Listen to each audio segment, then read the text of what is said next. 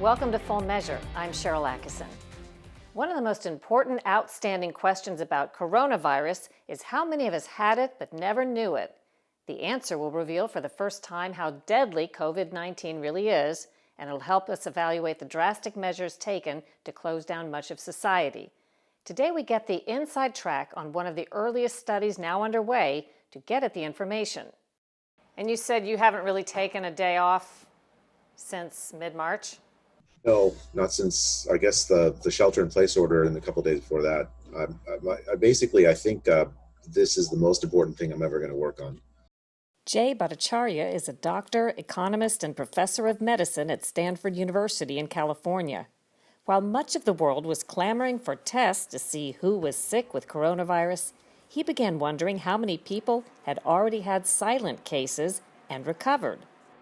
Can you just tell me in simple terms the process of once there was a coronavirus outbreak, how that became something that you started to research about?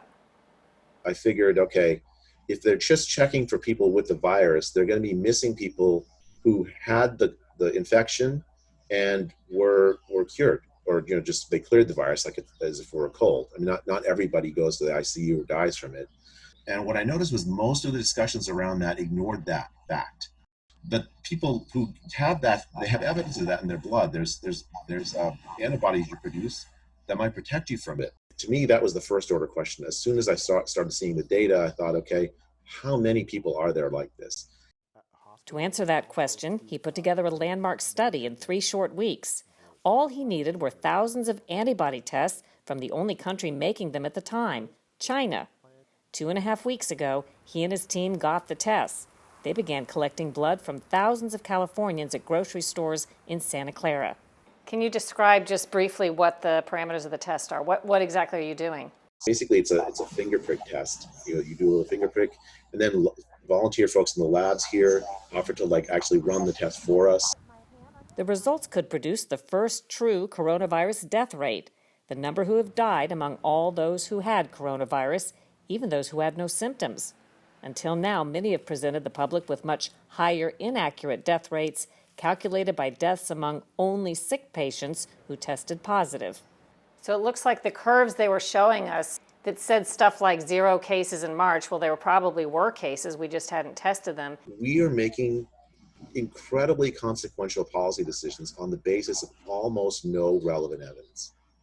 We don't know how far the disease has spread. We don't actually know when it first started in the country. So what we've done is we've shut essentially the entire economy down on the basis of these models that are populated with numbers that are not supported by data, by hard data. I mean, of course, they're supported by some data, but the data involves some guesses that I'm not comfortable making.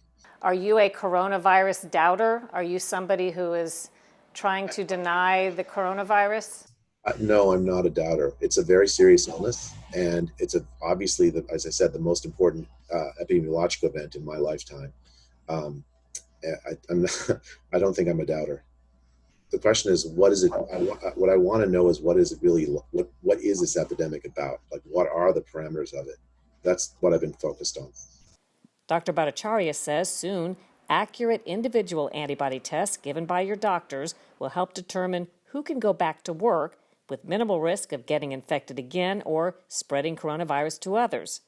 But his study is looking at a bigger picture, digging into widely publicized predictions he questioned early on. So in the back of my head, I have this idea that there's going to be this Great Depression, this great global depression, and we've induced it. And who will it hurt? I was born in India. It's going to hurt poor Indians. It's going to hurt poor Africans. It's going to hurt the poor in the United States. So if I have that in the back of my head, I kind of have to speak out, right? Is this the right policy? Is it worth it?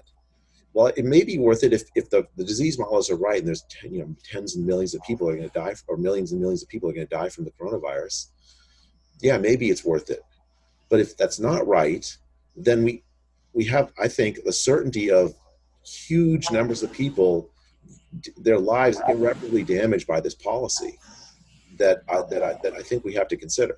Santa Clara was first, but Dr. Bhattacharya is also doing antibody studies in Los Angeles and planning them in multiple other U.S. cities.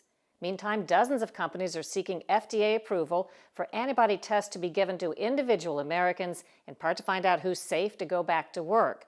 Some of these tests are expected to be widely available any day.